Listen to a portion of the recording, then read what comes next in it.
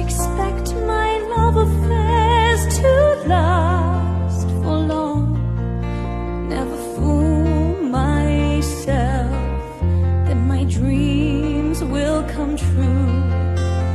Being used to trouble I anticipated, but all the same I hate it.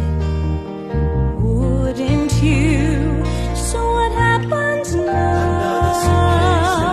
So what happens now? Where am I going to? Where am I going to?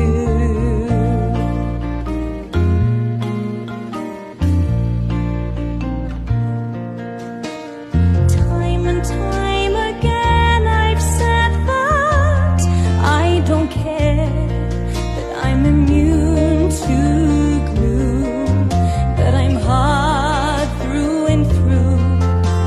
But every time it matters, all my words desert me. So anyone can hurt me, and they do. So what happens now? So what happens now? Where am I going to?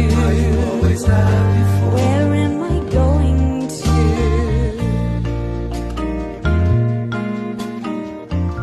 Ako ang tinatawag nilang kerida, hindi asawa, hindi legal. Ako yung binabahay, binibihisan, ipinapasyal na parang tropeyo, pero hindi kailanman pwedeng angkinin. Para sa iba, sapat na raw ang pera, ang mga damit, ang alahas, ang magarang buhay. At oo, ginamit ko rin yun para makaligtas, para makalimot, para maramdaman kahit papaano na may halaga ako. Pero kahit kabit lang ako, tao pa rin ako, may puso, marupok, natututo ring umibig, at doon nagsisimula ang tunay na sugat. Dahil kahit paulit-ulit kong ipaalala sa sarili ko na panandalian lang ito, na hindi ako ang asawa, na hindi ako ang pamilya, pinapayagan ko pa ring mangarap. Niloloko ko ang sarili ko na baka sakali, baka sa dulo, ako ang pipiliin. Na baka dumating ang araw na aaminin niya sa lahat na ako ang mahal niya, na ako ang totohanin. Pero hanggang kailan? Hanggang saan? Sa bawat gabing kasama ko siya, alam kong bukas babalik siya sa iba. Sa bawat yakap, ramdam kong hindi ako ang tahanan. Ako lang ang pansamantalang pahinga. At iyon ang masakit. Ang mahalin siya ng buo, kahit alam kong hindi kailanman magiging buo ang pagmamahal niya para sa akin. Nakakapagod maging laging panandalian. Nakakapagod na ako ang ibang babae, pero hindi kailanman pinipili. At kahit anong tibok ng puso ko, kahit anong ilusyon ang gawin kong sandata, sa huli, ako pa rin ang kerida. At ngayon, heto na naman. Isang tawag mula sa kanya, isang utos, isang maleta. Ganyan lang kadali mabura ang lahat.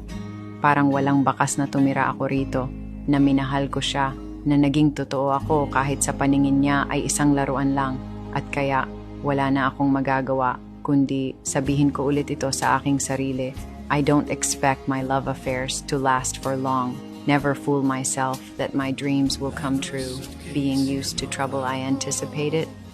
But all the same, I hate it, wouldn't you? So what happens now?